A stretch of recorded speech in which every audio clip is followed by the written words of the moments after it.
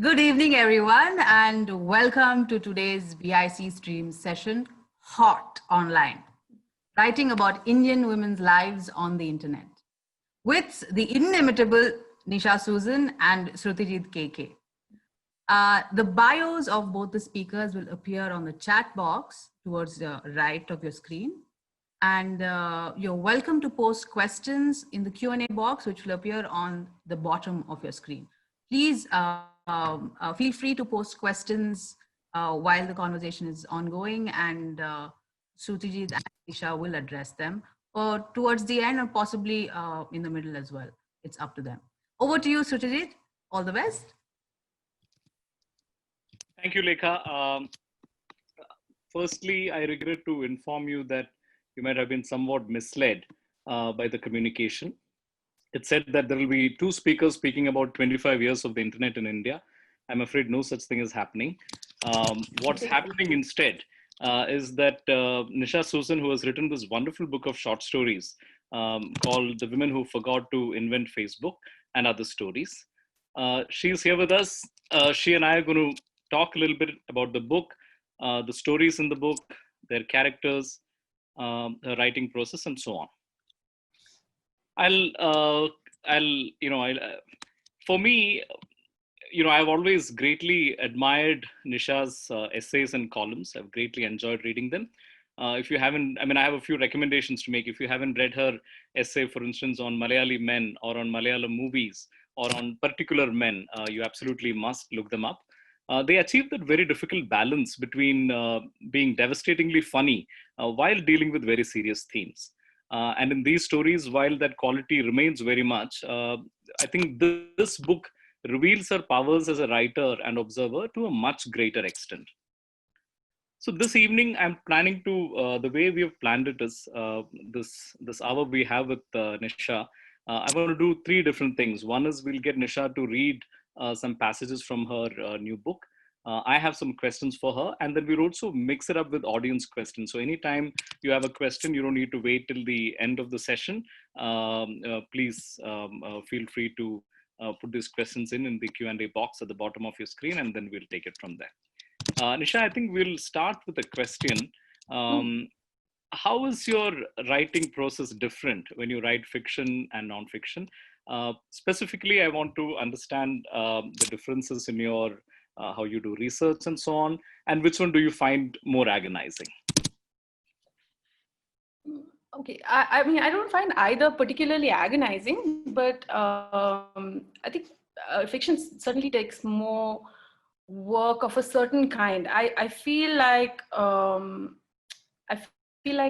try hard to get things right for even like a regular column, and I keep trying in the way that someone who goes on stage or who's an entertainer would try, that you feel like you can't really be okay that you were okay last time, that you need to be okay this time also, and you need to be okay next time also. So the fear that, and it's an active fear that and I guess now it's an active fear for more people than me, that this way of conducting your life, that you write and you get paid for it and then you can live on it somewhat, continues to be ridiculous, right? So there is that active fear. But with fiction, I think the effort is slightly different. It is almost always for me an attempt to tell a really compelling story in a new way, but also I think the biggest factor for me is to keep that person, my imaginary reader or listener, entertained from the beginning to the end. So it's like the story is a whole object, right? So the whole thing is something that I can give away to a reader and the reader goes away with it. So that effort takes more time, but I think both practices leak back and forth into each other. Certainly, like in the ability to write fast and to write to brief, all of those things have carried from nonfiction to fiction for me. I mean, I can potentially write a story in a few hours on a particular theme. It's something I feel okay about saying aloud. I don't feel like that's cheapening the craft or anything. I feel like that's a sign of good craft. And how much time have these stories? I mean, you talked about time. Now, what does it typically take you to, or how is it different? Like when you have a essay, a 5,000, 7,000 word essay ahead of you, or a short story ahead of you. What takes more time in the prep, and like how long does it take to for it to form in your head before you put it down, and then how long does it take you to write them? It goes from piece to piece, right? So for instance, the first story I wrote it in a couple of hours. The Women Who Forgot to Invent Facebook, I wrote it in a couple of hours. There have been a few tweaks over time, but essentially it is more or less the same thing, right? The last story has seen 3 or 4 drafts, and it is from the idea to the final product. I think it has taken like 1.5 to 2 years, I think. As in the idea I thought was irresistible, but I worked on it. It was shit. I wrote to some friends saying, oh, that idea that I told you about is shit. It's not coming together. Then, so it's taken time. And that's, I think, pretty similar for nonfiction as well. So the 2 pieces that I know you're fond of that I've written in the past, one is Malayali Men and the pot under 100 pots, which is about Malayalam cinema. Both of those pieces were written in like a few hours each, Wow. right? But there are pieces like this piece I wrote called "Who'll Marry Me Now." It's written post December 16 gang rape. It was written on the first anniversary, and that took me a couple of months to put together and to research and write. And it's a longish piece, on par with, say, any of the pieces that I mentioned, but it did take me a couple of months to work on. But yeah, Malayali Men, I'm very proud to say I wrote it like 3 hours or something. Like I went in on a Monday morning, I did reporting, and then I filed it that night. So You're clearly something of a prodigy, because I mean, when I read those pieces, it come, and the story as well. I mean, they seem like it's a work of a very long period of thinking, and then of course substantial amounts of writing as well. But what you're describing is quite extraordinary. That but it doesn't obviously work for everything, right? There are some things that like plot, and then it just doesn't come together, and then it sort of comes, and then you're like, I don't know what I've written. I don't know why I've written it at all. But some things, I guess there's a subject. Like there's this expression in Malayalam, I'm not getting the exact expression, but the expression is that you can only dig where the earth is damp, right? So sometimes stories do that. They do dig where the earth is damp, and then it just like, it works out. Others, you're just like, struggling. So I think it's just also that, the match happening perfectly. got it. Do we want to, since we mentioned the first story, why don't we read that passage I marked number 1? Yeah. Sure. So this is from the title story, The Women Who Forgot to Invent Facebook. And it's from fairly early on, like right on the first page. So this is the first person narrator, we don't know her name, and there is a best friend who is Lavanya. One night, Lavanya's younger brother Akhil joined us at Wiki's. We were surprised to find him good company. Akhil was perfect. He was an insider, so we didn't have to behave ourselves. He knew which men we were into, which ones we had slept with, which ones we had considered. Akhil was enough of a social animal that he kept track of the goings and comings in Wikis. He was enough of an outsider to our lovely twosome that we could use him as an audience when we wanted to be outrageous, when we wanted to rehash old stories that only we laughed at. How Velu the pub owner never drank but was in love with Amini, the beautiful, hard-drinking goddess who had been coming in night after night for years. How when I was crushing on Jerry, I'd managed to play it really cool for weeks, only to lose it totally in the end. When I bumped into him outside the tiny loo, I looked up at him and said, I've met your mother once. Lavanya and I speculated that Akhil was gay. We even tried to set him up a couple of times, I think. One night we made friends with an Australian boy, Darren. He was swarming with studs and he had a Zapatista t-shirt. Akhil and Darren were all over each other. I have a hazy memory of standing outside Vicky's after Velu, the teetotaler pub owner, had personally escorted us out. Lavanya was looking for her bike keys. I was smoking. We had decided Akhil would take Darren home because he was too drunk to go back to his PG. Akhil was giggling and leaning on Darren, who was taller by several feet. I saw Akhil trace Darren's nipples through his thin Zapatista t-shirt. The next day, Lavanya called me, alternately whooping with laughter and crying. She'd sobered up on the dark way home, having lost Akhil and Darren several times for short, worrying bursts. At home, she had let them in quietly without waking her parents and fallen into her own bed. In the morning, her mother and father were very severe after the chaste and sober Darren had left. The previous night, while the siblings slept, Darren had woken up, stripped, and for some inexplicable reason, walked out of Akhil's bedroom into the parents'. Hearing strange noises in their bathroom, the parents woke to the astonishing sight of a stark naked white boy peeing lavishly into their commode. I want you to read one more passage from the same story, but I just want to say what an absolute fan I am of that of the scene where I mean, this is like the epitome of clumsy flirting, right? Like outside the toilet telling your crush that I met your mother once. You know, utterly delightful. Do you want to get to the second passage of the same story? Happy to. Yeah, this is like right at the end. So this is again the narrator and Lavanya. They never seem to leave Vicky's this bar. They're always in this bar, and they've had various things happening to us. And now they're in a generally foul but also introspective mood. What we need is a website, said Lavanya. For what? I asked. For the sex map. Imagine how useful this would be if it was online. How would it work? I wanted to know. We would all sign up.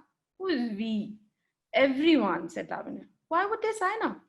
It would be useful. When you met someone new, you could go look them up and find out if they were lying about being single. You could find previous girlfriends and see whether he had good taste or bad taste. No one would sign up, I said. What a lot of work for nothing. What would all the liars or cheaters do? Have a red light against their name? Yeah, maybe you're right, said Lavanya. Why would everyone sign up? A man in a Nehru topi rose from a table and began to hand out small mangoes. He was middle-aged and bearded, and he had a strange fluting voice. He came to each table and pronounced his judgment before deciding to give us mangoes. I like you, I don't like you. No mangoes for you, more mangoes for you. At the next table, the Iranian boy was competing with the French girl in making smoke circles. Akhil wandered past, snatched some of our pepper pork and smiled at us. Lavanya looked at him walking away and said, "What will I do when he's dead?" I was astonished. She changed the subject, but badly. Akhil darted back to report that the mysterious reading boy was reading the Celestine prophecy. We groaned together. So, what happens on everyone's map when someone is dead, like Hot Vilas? No one dies on the map, I decided. No one dies on the map, she agreed, and drew mustaches on the table. So this story was written in 2012. Is that right? Would it be very different if you were to write it today? I know that's a tough one to. I mean, just in terms of the devices, I don't know. Would it be different? Yeah, I mean, completely. So in one sense, this story is like a pre-internet story, right? Because they only think of the internet as places to do your US college applications or, you know, like really dabba type things. They like treating it like the post office in some sense, right? But their whole social life is outside. They're trying to find out things about people in these like bizarre ways of just going and standing over their shoulder or hanging out outside the loo, hoping to bump into someone. And the height of tech is SMS. Surely some of that happens to this day, right? I mean, standing outside the loo, trying to, I mean, hoping to bump into your crush. It's not a. I mean, it happens in the No, 100%. But I'm saying the same crowd in wikis now. Everybody would be on their phone while at the same table, right? It's Like our necks are permanently this way even when we're hanging out, right? So that's one thing. And the other is that we have so much more information of a like a superficial kind about people we've just met, right? And or hope to meet, or you can potentially scope out who's where this evening if you get just enough access to their social media. I mean, so then you won't be accidentally hoping. You might be actually there because you meet the person that you hope to meet. So the level of information, the engagement, the amount of our time of our and part of our brain which is online while we are offline, all that would be different, right? And do you think today, with all these tools and gadgetry and connectivity, um, is all of this less clumsy, less wonderful, less serendipitous, or it's all the same? I think it's the same. I think human beings continue to be mysterious. I think so, which is why I think we get information, we get superficial information of some kinds. I mean, it might be important to us to find out that X person doesn't actually like this Celestine prophecy, but does this actually tell us anything about that person? I mean, you might,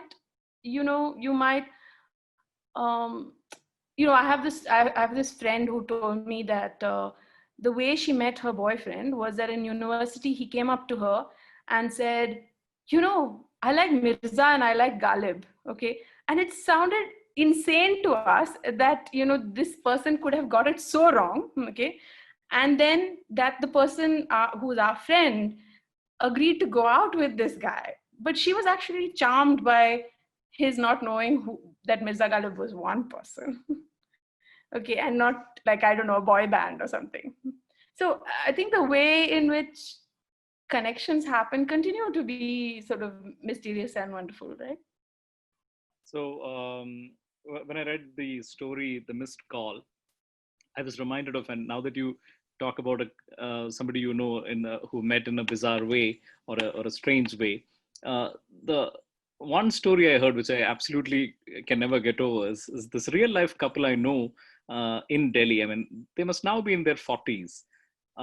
They met because, I mean, I don't know if I should use this person's real name. I don't think she'll mind. Because Beverly came back from school when she was in class 4 or 5, and at a really young age. And she used to ring, she used to randomly ring a number. And one day this boy picked up, turns out he lives down the road. And he was, 6 or 7 years her senior, or maybe less. I don't remember the details, but this happened when they were both quite little, and she was really little and fairly precocious. And these two not only went on to become high school sweethearts and so on, they got married, and they, continue to live together. So, serendipity really is. And that whole missed call thing is it's a full-blown culture. I don't know about, like they say, the last 3-4 years, but until 3-4 years ago, I knew people who would do this missed call thing. All right. And so then they would randomly ring, they would hope to get some girl's number. And then there is the whole culture of saying, no, it's not me, it's someone else, but who are you? And then it leads to something which, I mean, there are versions, like a more sophisticated versions of it online, like say Chatroulette, if you remember when Chatroulette existed. The idea was that you would find somebody weirdly somewhere in the world who would be interested in talking to a total stranger and maybe even hooking up, right? So less information, more mystery, may not end up with anything, but like obviously a lot of fun. No, absolutely. I wanted to talk a little bit about how humor works in your fiction. Your stories deal with fairly complex emotions and dark subjects and so on. Um, no- unlike your nonfiction work, which is you set out to explore a certain area and then you do that, right? Whereas fiction is a little bit more. So, do you have to be more careful and more deliberate with your humor in such settings? I've in quite a few places I found that you're in quite an intense setting and the reader is sort of on an emotional edge, and then somebody says something really funny. Like, so is that, is that something you have to be careful about, you have to work on, like? No, I mean, I do think that that's how life also works, right? Like you feel very tragic, and I just before we started, someone was making fun of my lighting and saying it's very the Meena Kumari setting, you know.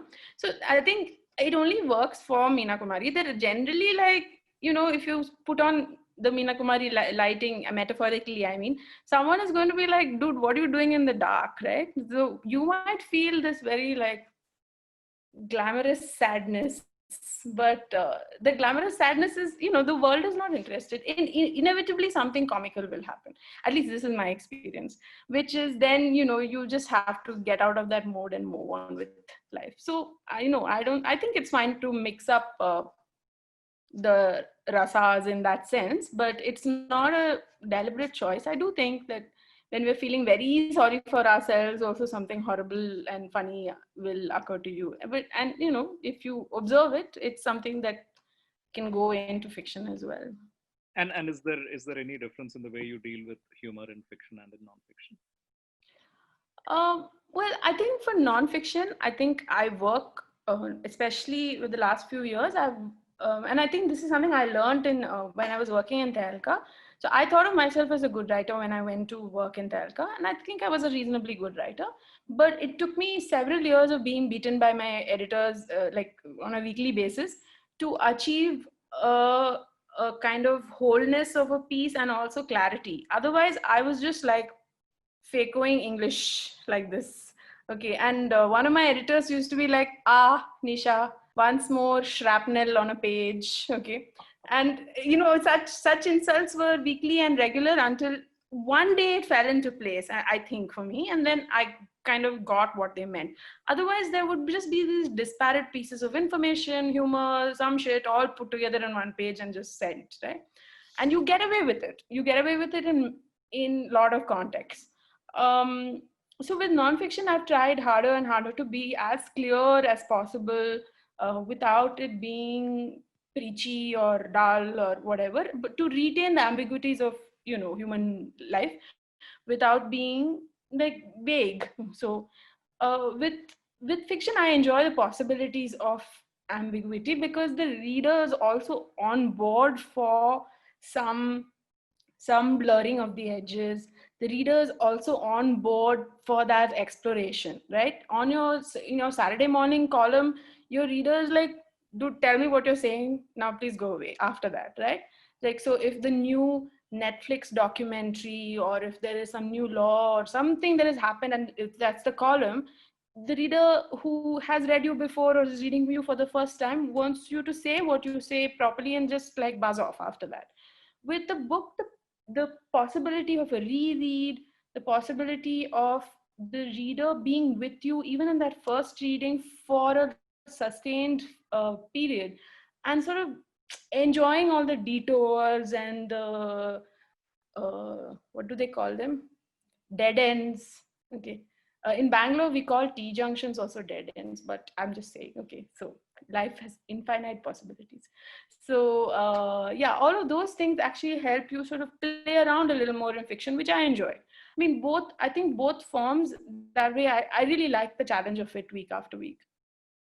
And are you the kind of are you the kind of writer who's sure about your lines and your jokes? Are you unsure about whether this joke has landed or not? Because when I read you, it always reads like a very confident writer who never has to check with a sounding board, like, okay, is this funny, like, is this but do you have such a person? Do you get somebody to read it and say, okay, has this joke landed, like, do I need to write it differently? I never check the jokes.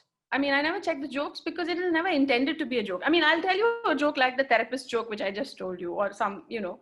Why don't you tell everybody else? Oh God, okay. Just like inflicting it on people. So the therapist joke is, how many therapists does it take to change a light bulb? And for some reason, SK thought it took 3. I don't know why. Why did you think it took 3? I never said this. I'm just a narrative device in this story. I never said. Okay. Go ahead. Anyway, so the answer is that it only takes 1, because, you know, the light bulb must want to change. So that's the punchline. So those kind of jokes, like I'm not going to check it out with you, then I'll check it on someone else, then I'll inflict it on someone else. I'm really like on board with this repetition of bad joke scene.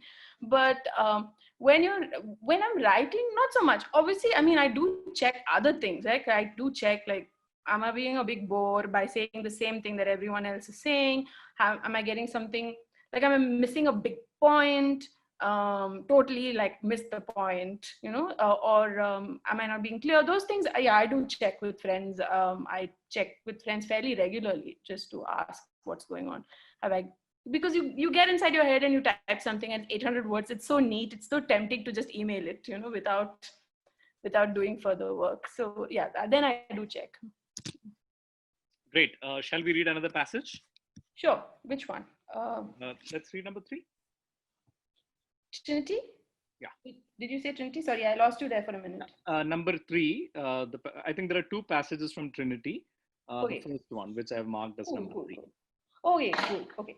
So Trinity, for anyone who wants to know, is a story which is largely set in Kochi. The narrator is one of 3 dancers. They dance on the college circuit and they win like all the awards, and they're like totally like just fancying themselves a lot. Okay, and they're really not interested in very much. And this is about the story. This passage is about the story of their ascent, and it's in Thiruvananthapuram. So I remember us entering the venue that first year, our first time in Thiruvananthapuram. We carried our huge bags backstage, looking so good doing it that no one made fun of us. Not even the Kamandadi boys sitting on top of the green mossy wall, who usually would have a million things to say. Hey, porter, hey, coolie, pavam camel, poor donkey. Things we could imagine them saying to other girls who made the mistake of being weighed down by anything. They didn't say anything to us. We were not interested in the Kalatilagam scene, only in our category and in having fun. That city was so famous for its rudeness that in my mother's generation, Kochi families would never marry into Trivandrum families. My aunt was visiting someone in Trivandrum and went shopping in the vegetable market. She was picking up different vegetables, testing whether they were green or ripe or rotten. The vegetable seller told her, "Put them down, you old hag. Those tomatoes are not your husband's balls for you to squeeze like that." Anyway, we found a tame taxi driver who would drive us quietly from the dorm to the beach and back very early in the mornings. We walked around in tight jeans, pretending to be NRI Malayalis who did not understand Malayalam. With sunglasses on, we looked as much as we wanted at the Jalakanyaga's perfect naked body. On all other trips, our parents had never allowed us to look at her. Their cars would gain sudden speed and you would only see her thigh or giant concrete breast flying by. Backstage, that first year, at the festival, we already frightened the other girls, their crazy judge bribing mothers and their super expensive dance teachers. The floors were slippery with foundation, what seemed like kilos of face powder and glitter. Every surface was covered with thick snakes of jasmine and sparkling clothes that made good show. In one corner, we could see Rukmini teacher from Palakkad reducing her favorite new student to tears. When you do that mudra, you're supposed to look like you're opening a small sindoor box, not your father's suitcase. That's the Rukmini teacher. I wanted to talk a little bit about Trinity. I mean, I really love the story. Has a sort of pulsating energy throughout it. But what I was also marveling about it is how spot on you're with, and how clued in you're with all this entire Kalatilagam subculture. This arts festivals at the school level and college level, which are really, I mean, school and high school level, which are really competitive. The politics of these high-priced gurus, and the. I mean, so I wanted to find out, like, how are you so plugged in with the scene? Were you ever part of this? Have you lived in Kerala for extended periods of time where you've seen this up close? No. I lived in Kerala when I was a child in kindergarten. And apart from that, I've been mostly in Bangalore. I spent a few years in Oman, like maybe 2 years in Nigeria. But yeah, so Kerala is where my folks went to every summer, every holiday, and so we went as well.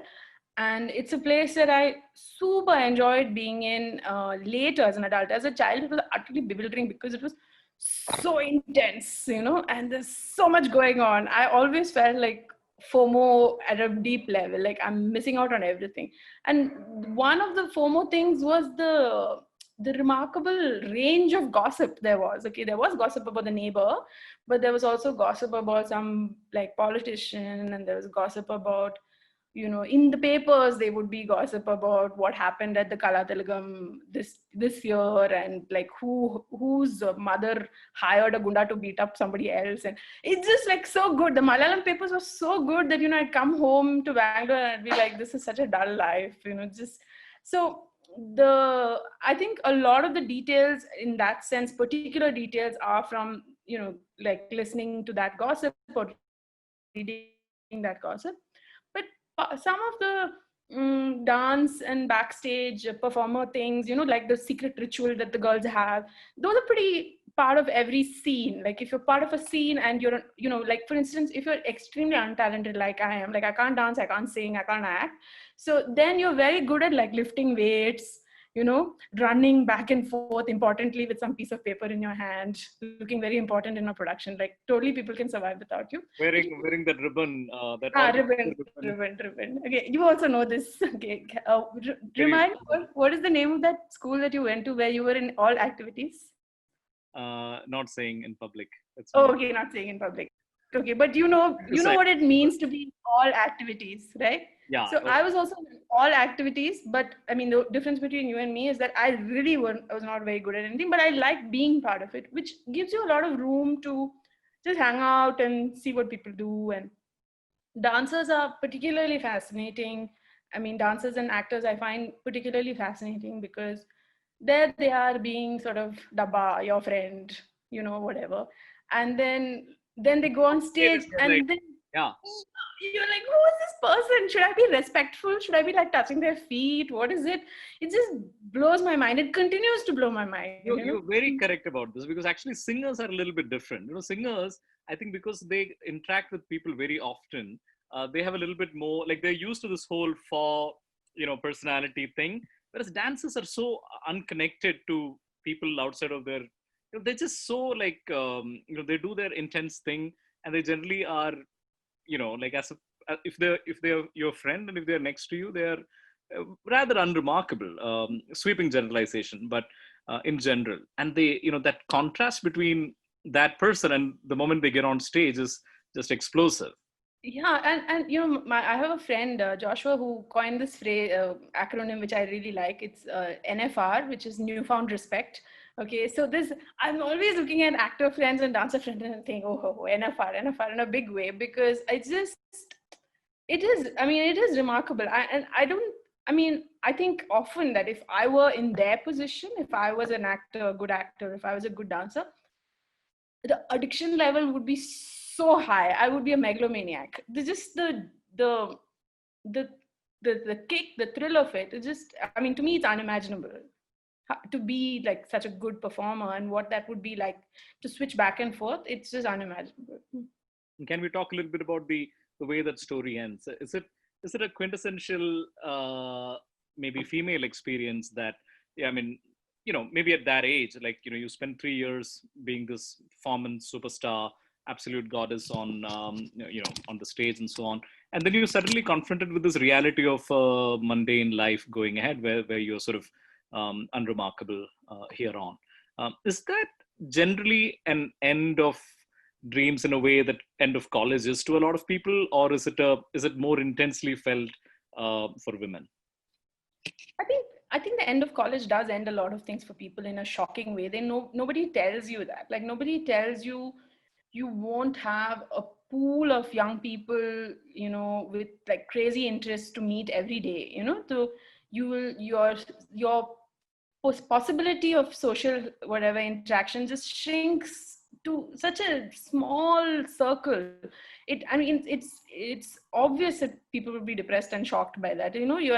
You have the personality of a cocker spaniel in college, just like all over the place, and then you're like, shit, you're still the Cocker Spaniel, but just like no company, right? So I think that's just fuck all in itself. But I also think that this whole thing of, um, you know, the word you use, reality, it's also used as a particular weapon against women, right? It's this whole thing ki, you've had your fun and whatever, now you must settle down to reality. So the obvious question at that point is, why couldn't have been my giddy, heady, like sleeping with random boys and being, wearing sequins on my clothes be reality? Why must it not be reality, right? So a friend of mine, an older friend of mine, told me that she was brought up with like hajar freedom to have a really good time. She's an Air Force kid. She's just really like happy. And then she got her first proposal. And I think she was told to go meet the guy in Lumbini Park, I think, in Delhi. And so, it was considered very forward and free at that point. They met. And so he said to her, this chap, Ki, I have two older brothers and they both married. And my eldest bhabhi, she makes breakfast. And my second bhabhi, she makes lunch. So when you and I get married, you must make dinner. So she was like, what? Okay. And then she broke the engagement, which was not, as in she didn't realize it was an engagement. When she went home and she told her father, I don't want to marry this fellow. He said, no, I've already committed. So it was like a big deal. Her father didn't speak to her. She never got married. Okay. I mean, for various reasons. But I do feel meeting a guy in Lumbini Park when you're like 23 and we told that you have to make dinner henceforth because your two bhabis make lunch and breakfast is a weapon. It's a weapon of fucking mass destruction, right? So it doesn't matter that if you were like the headgear wearing Bharatanatyam goddess or not. It's just a crash landing that nobody needs, really. I also wonder about that family. I mean, if they plan their children in a way that it would require three for three meals. 3 women in the house, so otherwise would they eat one less meal, or if they had four, four daughter-in-laws, I wonder what they would do. One for snacks. One Yeah. for snacks. Just So I wanted to talk a little bit about character development, as all writers are supposed to be asked. When you read a book, you really sort of want to know more about how these characters shaped up in the writer's head. So whether it's Teresa or the girls of the Trinity or the singer, how do they take shape? Can you talk a little bit about, so a lot of writers, whenever I've asked this question in person, they're always like, yeah, they're a composite of many people we know, or, so on and so forth. Are these people composites? Do you live with them for a long time? How do they take shape? let's see. So I think it's different things. One is for women who forgot to invent Facebook. I think the characters mattered less to me than the form, because I was doing this first person plural thing as an experiment. So then, because I just read a novel where the whole book was first person plural, so I just found that interesting, and then I just tried it as an experiment, and it worked well to describe a sort of not hipster, but like a pre-hipster scene, and just capture that in a contained way. So the characters actually for the narrator and Lavanya is very thin. You don't know too much about them except their interactions with each other. With Teresa, again, it's like a form thing because it's an homage to Rebecca. So I reset it in Bombay in this contemporary way. So except that I sort of worked to make the obsession with the first wife much more direct, and like they had their direct obsession not intervene so much with the marriage. The marriage doesn't seem to matter that much in that story, but the feeling of the narrator of being lost everywhere, like lost in Bombay. She's too tall to be in Rani, like just by being tall she's like out of place. She's too dull to be in her Bombay circle because she has an actual job. So Maybe and subaltern subs. bestie. Yeah, all of those things. So I mean, that feeling of being out of place and not cool enough in any context, I mean, that's something that I found interesting to work around. So sometimes it is a specific feeling background. So then that's fun to work with also. Sorry, you see a puzzled expression on my face because I think for a moment there was an internet problem. I hope everything is fine now. Hello. You're able to hear me without a lag, right? Yes. I can hear you. Cool. Okay, shall we read another passage? Sure. You wanted me to read one from Trinity? No, from Teresa, right? No, I think let's. From Trinity itself, you wanted me to read something. Yeah, number 4. Which is really hilarious. I mean, I do want to get to Teresa, but let's get this one out of the way and then. Sure. So there's okay. So this one is set in this passage is set in IIT Madras, and it was at IIT Madras towards the end of our first year that we found our. Sorry, Nisha, do you want to read the one before that, or you? Oh, do you want to read Blouse Movement? Sure. Yeah. Okay. So I can read Blouse Movement. Blouse Movement might be in the last month since the book has come out become, I think, singular most popular character in my book. Because I also feel like there is a Blouse Movement in almost every city. I mean, I certainly hear about this one blouse guy in GK1 that everybody has to go to. Like life changing. Yeah, absolutely. Okay, so we had decided that along with our modern choreography, we needed a completely new look. After much experimentation, we decided to combine sleeveless sari blouses and salwar bottoms with dupattas draped tightly over the blouses. It had to draw attention to our perfect curves, but not in some cheap cabaret dancer way. The first time in Tirunelveli, we knew we were taking a risk, but we were sure we could carry it off. We knew that more than anything else, what would shock the public were our bare arms. Malayalis have this strange thing about sleeveless. Sleeveless means bad girl. Usha Uttup voice type bad girl. Never mind the stomach and back and breasts are showing when you wear a regular sari blouse. We were used to designing our everyday clothes and our tailors were our slaves. In return, they happily stole our patterns for their less imaginative clients. They wouldn't ever try to touch us sleazily or suggest that our necklines were too fast. But for these new dance costumes, we had to find a brand new tailor. The only man to go to was Blouse Mohan. Blouse Mohan never spoke, never chatted with clients, he never measured. Every woman in Kochi with the courage, which a surprising number had, went to him. You stood before him, took off your dupatta if you were wearing one, moved your pallu aside if you were wearing a sari. You stood before him while he looked at your chest. When he was done, he looked at his notebook, wrote indecipherable things, and then never looked at you again. Meanwhile, you explained to the top of his head the occasion, the style, the look you were trying for. You were never sure whether he had heard you. One of his dozen assistants would then come, give you a date, and pick up your blouse. And on that day, you would get the best fitting, most flattering blouse you had ever had in your life.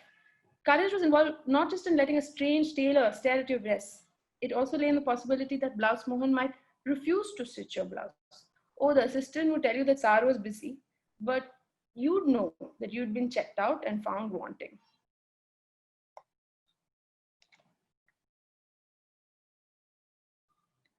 I've lost you now. Sorry. There you are again.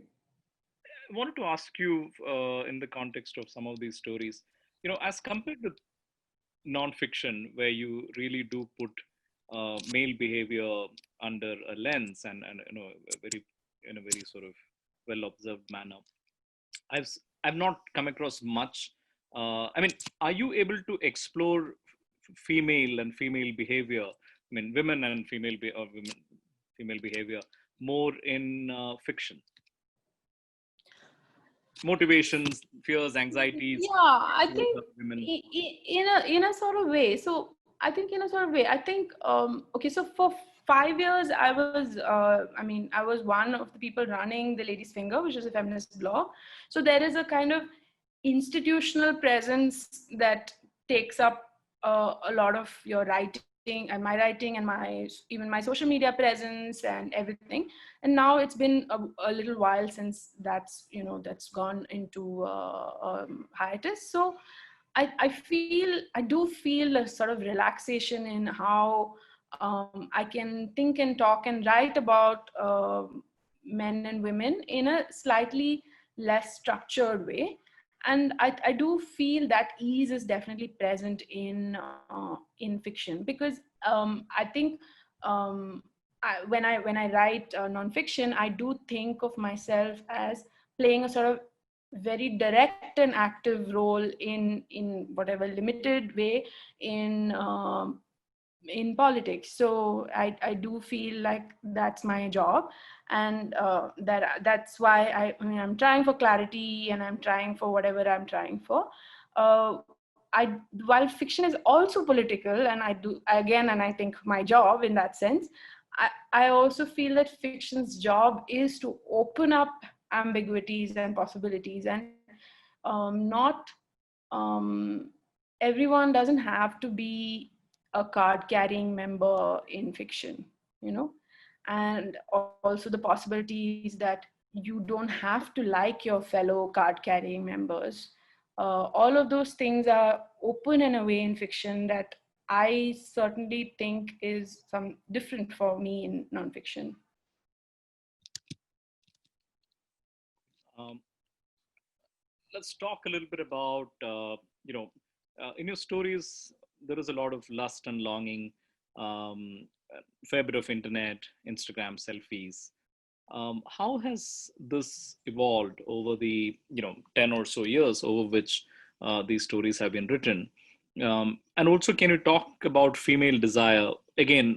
How female desire is? I mean, we are a country that is generally uncomfortable with the idea.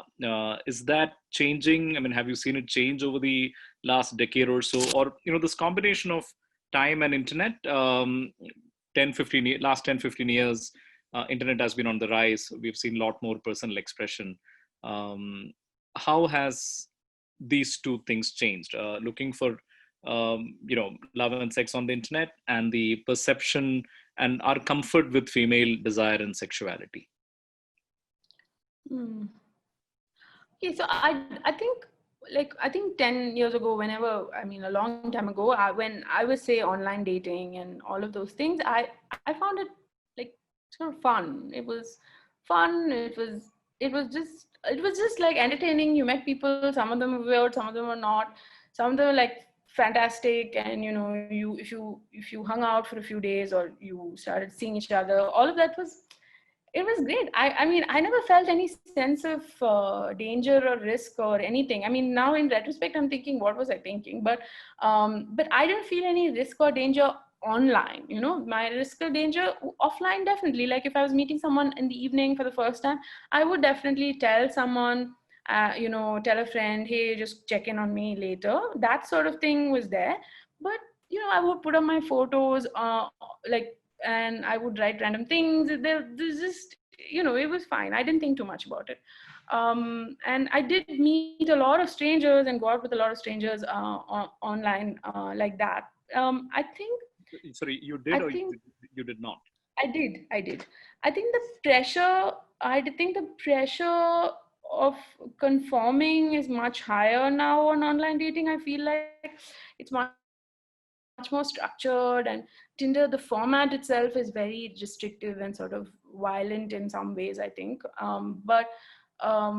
So I mean, it is understandable that people, get on Tinder or these apps and then feel depressed and get off and then get back on because you don't know where to meet people, and there's that whole sort of loop. So that's definitely there, and it just doesn't seem like that much fun anymore. Like every 6 months or so, I have a friend who's 28, 29. Every 6 months or so, he'll be like, I found the app which is the best. And then he'll be super enthused and like tell me about lots of people he met and whatever. And then 6 months down, he'll be like, no man, that's shit. It just doesn't work for me anymore. It's just like, it's been like the juice has been sucked out of it in some way for him. But it's a format which is sucky and it doesn't work. So I do feel bad about that. because I don't know. And also, I mean, I have to admit, when I was online dating, perhaps why there wasn't so much tension is that I didn't know many people who were online dating. Like, so when I like told people that I was, they'd either be like thunderstruck and like sort of secretly embarrassed for me because it's such a weird thing to do, or the thunderstruck and just curious and wanting to know more, and just like that sort of thing. So there wasn't a lot of pressure in that sense. And if, let's say, three other friends of mine also got onto the same app at that point, I would be like, yes, it's so good. It was just that feeling. It wasn't, the equivalent of being working on shadi.com or whatever. It wasn't like your mother, everybody is there. It's just like terrifying. So yeah, that's definitely there. And this thing about Right. female design, I just, oops, sorry. before you talk about female desire, I just wanted to make one one observation, half-baked observation. So I feel like the difference between social networks and dating apps is that social networks, some of them just, like, when they're no longer in vogue, they just wither away, right? Like Orkut, MySpace, they're just not there anymore. Right. Apps don't wither away. They become less cool because new ones are there and new ones are more exciting and so on. But they're just always there, so as you're pointing out, there is, I don't know, maybe some have withered away, but I feel like Yeah, Tinder, Bumble, and somebody's on it, you're thinking. yeah, like Tinder was the first big sort of of the swiping era. Yeah. Tinder was sort of like the first big app. I mean, it's still very much around and thriving. Whereas, as you're rightly pointing out, I mean, every now and then you will hear about some new app that's definitely. Unhinged, Rumble, Mumble, Bumble, Sumble, something. Okay, it's just new ones. And yeah. So but I'm intrigued. So does that thing still exist? Truly, madly, no, deeply, something. There was one app, no? Truly Madly Deeply exists as a song, I think, by Savage Garden. But No, man, there's an app also. There's an app. I've seen their office. It's somewhere in like yeah, Lado Sarai or something. what a highly romantic setting to be the headquarters of a dating app. Sorry, that'll make sense only to those of you who are familiar to Delhi and certain parts of Delhi. So, but it's a intriguing question. I shall. My favorite think about it. dating app is the one where you bond over shared dislikes. What?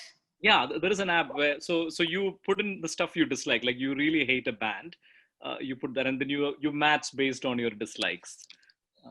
I think it might be called Wow. Hater. I don't know. Maybe it's not called Hater. It's called something else. Oh, so cool. I mean, I kind of like it, but it's like ripe for self-destructive, mutually destructive behavior. I love it. Like, could you be a super hater because you hate hundreds of things? Like special points. I should check it out. Sorry. Now you were supposed to talk about female desire now.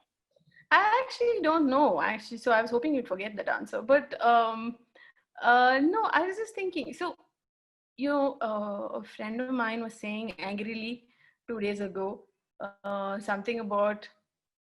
I think she read something which said, until this particular movie, there has been no exploration of women's sexuality in Indian cinema. This is the kind of thing that people write every week, okay? Like every week, so she was having a fit, okay? And so she was saying, what is this shit? As if, as if cinema is exploring male sexuality.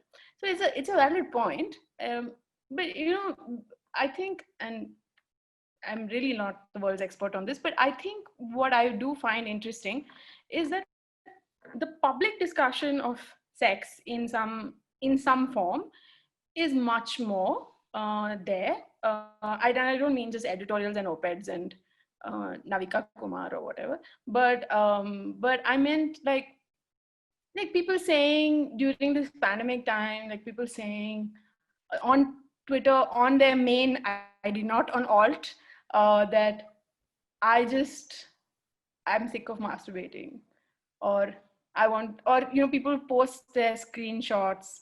And today I saw the best screenshot of all time on Twitter. Someone is having some desultory discussion on Tinder about how they're just feeling like not interested in anything anymore. This is with a romantic prospect, okay? And the romantic prospect briefly ups the ante by saying, but I could, just like make your ennui go away I could suck on your ex and you could suck on my wife. And so then the person who has posted the screenshot, all names removed, said, okay, why don't we? So saying like, let's go ahead with the sexting. So to which the other person responded, no man, I've lost motivation. So within a few seconds, and I was just like, this is so good. I mean, this is like life. Okay. And so there is a sense of like plenty of material about sexual conversation. If you want to look for it, it's there. And but obviously the beauty of the internet is that you can find people exactly like you, and that will be your timeline. And if you are not interested in sexual conversation and you only want to talk about, I don't know, climate change, you'll find people of that nature also. So it is that bubble.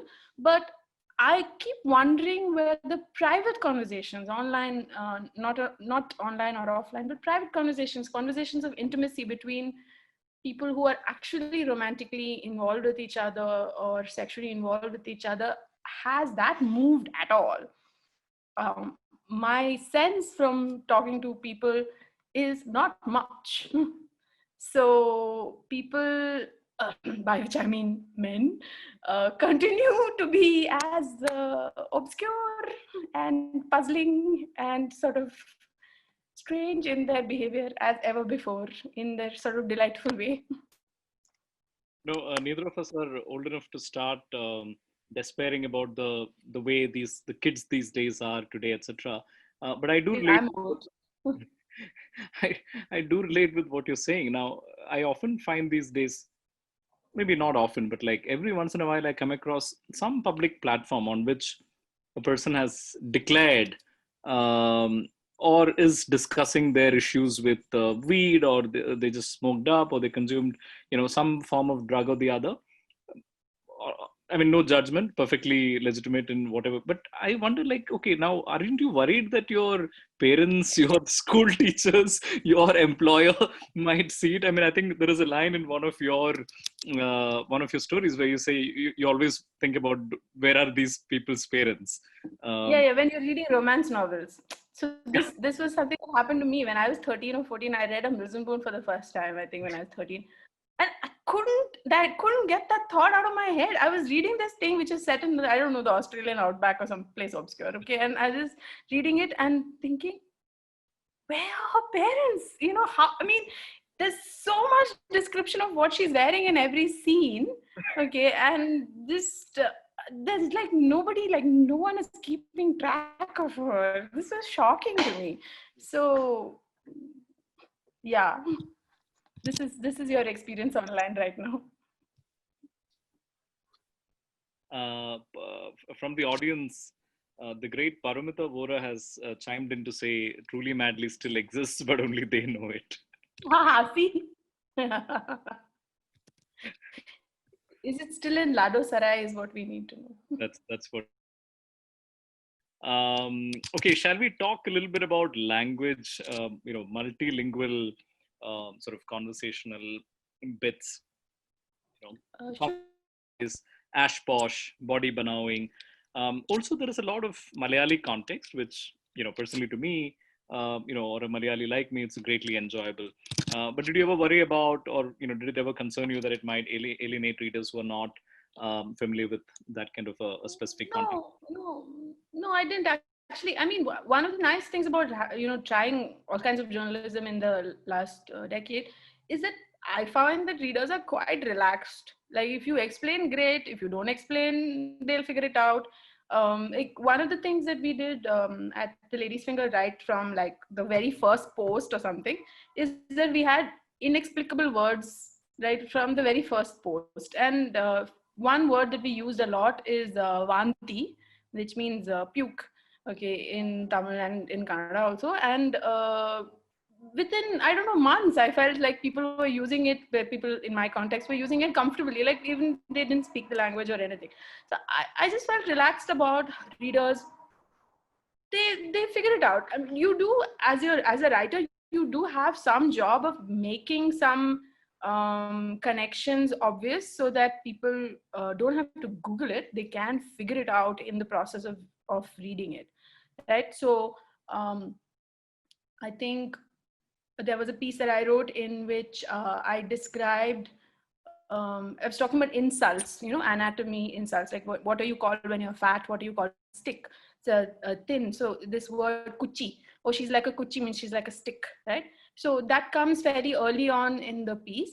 And later on in the piece, there's a description of me doing exercises in Panchsheel Park on the ground, and then entering a bus covered in leaves and sticks, but not knowing it. So there I said leaves and kuchi. So by now the reader knows it's a stick, right? So I mean, so there are not at all difficult ways of moving and carrying your reader along in a multilingual context in the same way that we do in real life, right?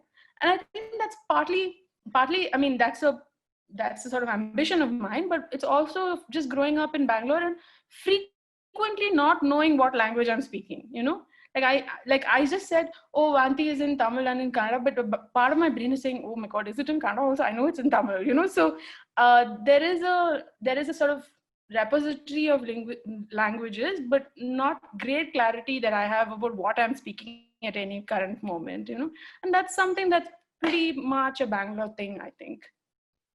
But also somewhat like Ash Posh is such a, I mean, it's genius, just cannot be translated, right? I mean, just cannot be used in any other way. I'm also reminded of the story I read somewhere. I'm not quite sure if it's true or not, but apparently when Arundhati Roy wrote The God of Small Things, she was told by somebody, some agent or publisher or someone that, can you translate a lot of the stuff? And she apparently responded saying that, well, I'll translate for non-Indian readers when John Updike starts explaining to Indian readers what baseball is, Right. So, right. Well, that's a good one, I think. It continues to be a mystery to me with that sport. I do not understand it. So, but that might be just me. I feel like it's okay not to. So you're, Did you say something? you're not alone. No, okay. Okay. I just feel like readers are fine. They're okay. Shall we read one more passage? Sure. I think we have maybe time, maybe for one or two passages, so we shall pick judiciously. Why don't you pick, Nisha? I mean, you can go through the list. Sure.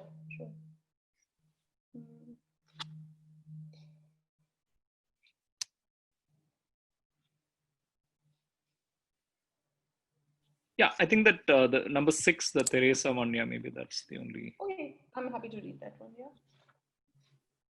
So that's two different bits, one short passage followed by a longer one. Sure. Sorry, just a second. Well, in the meanwhile, public service announcement, we are in the last 10 minutes of this conversation. If you have any questions, now would be a very good time to ask them. Ask now or be silent forever. Yeah, there is a Q&A box at the bottom of your screen, bottom right. If you move your mouse on the Zoom screen, for those who need that particular explanation, you will find a Q&A box. You can just type your questions into it, and Nisha will answer. Sure. So, okay, so this is a really short passage from a story called Teresa. I'm now gently telling everyone that it's a straightforward homage to the Daphne du Maurier novel Rebecca. There is, I think, a Netflix or some new adaptation of it. So it might be also fun. Anyway, you'll be accused of being inspired and having copied and all that. So don't bother. Yeah. All of those things, right?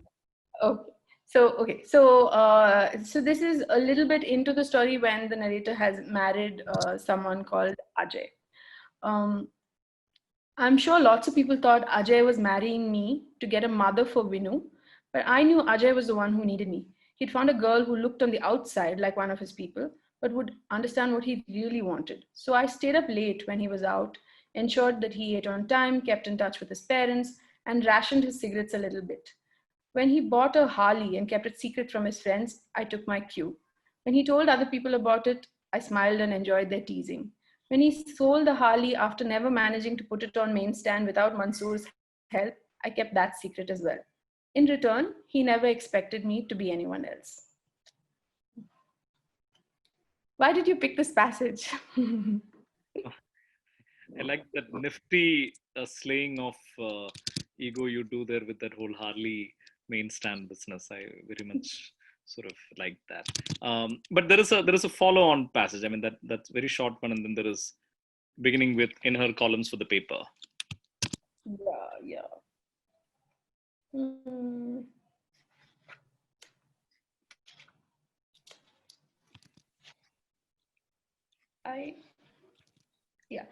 In her columns for the papers and her public website, Teresa frequently implied that she was invincible, seemingly unbothered by anything. On the secret and frequently tedious blog, she was irritated by everybody.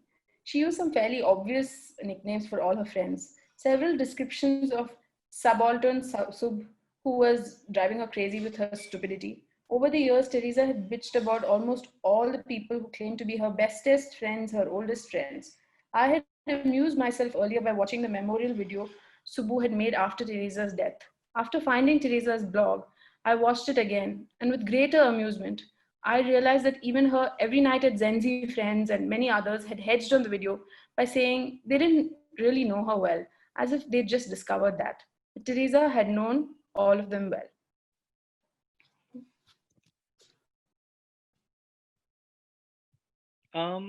Does it end there? More? A little more?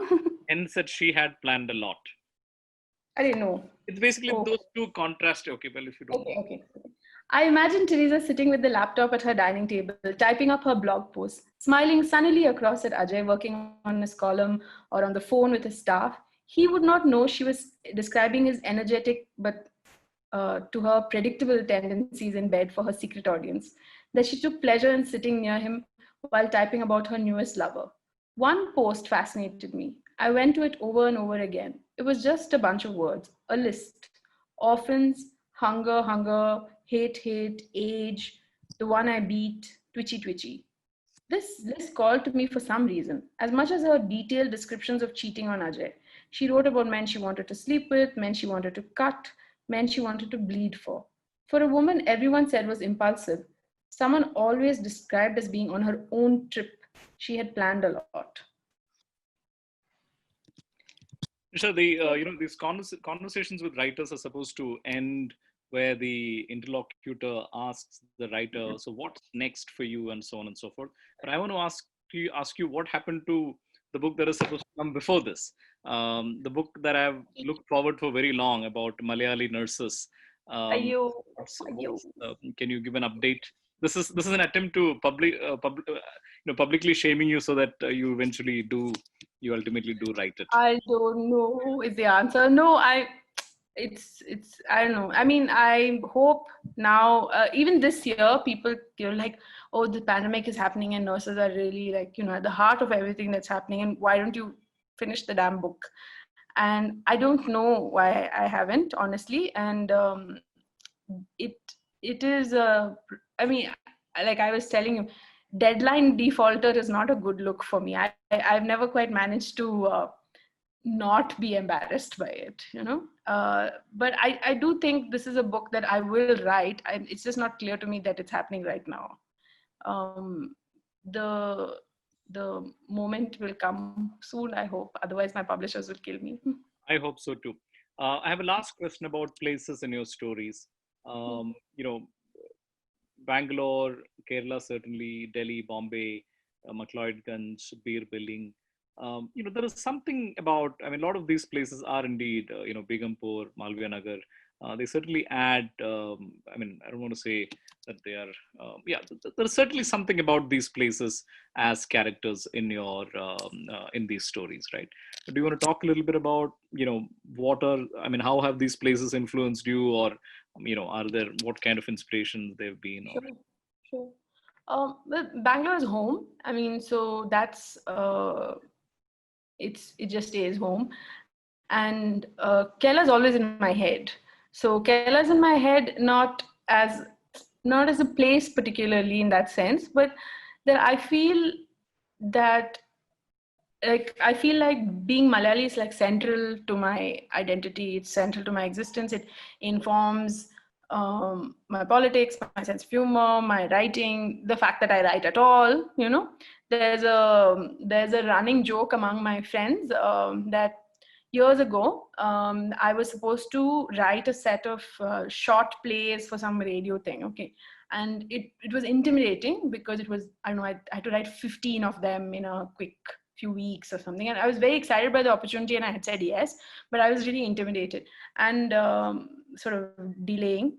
And my mom was visiting and we were standing on the balcony and chatting.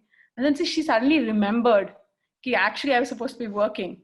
And then she said, hey, poe eldadi, okay, which is, I mean, it's so brief. It's poe eldadi is like go write, and it's addressed to a woman. It's built into the sentence. But I used to joke that it is in that sentence, it is a contradiction of, you know, women writing in India, volume 1 and volume 2 both, because it just assumes in a domestic way that writing is your job. And I think that thing is also comes from my Malayali identity. So Kerala is like a big part of my, it's in my head a lot. I'm in the all the other places which come up, like McLeodganj and Beer and whatever else that comes up. It's just a tendency that I have when I go to a new place. I always imagine myself living there. And for a brief while, I managed to convince myself also that I could live there. So like, I think the most stupid example of this is when I went on some Norwegian trip and went to a husky farm, which is like 300 kilometers north of the Arctic Circle, and it's like super, like there's nobody there, okay, and there's this Australian giant who was there, and I was convinced, and the people with me were convinced that he's some, you know, runaway from the police or something, but why would he be there, right? But in that like half day that I was there, I sort of managed to convince myself that maybe I could live here. Okay. And then I was just like doing the whole thing of like, yeah, and you know, what kind of a person would I be and all of those things. So I think some of that goes in, and eventually, of course, I go nowhere. I like live in Bangalore. I don't do anything. Like I moved 12 kilometers in the last 3 weeks and I was super upset and I couldn't get over it and I cried over it. And then, you know, I sent sentimental messages to all my friends and it's just, you know, the bits. But in my fantasy life, I'm just moving all the time to new places. The story about Sabha and the, you know, this writer stuck in a, not quite stuck, but in the middle of a faraway lit fest, worrying about what's happening on her Twitter timeline. Is this something that you have closely experienced, or, you know, is it informed by any of the experiences you've had? I want to answer that in just 1 second.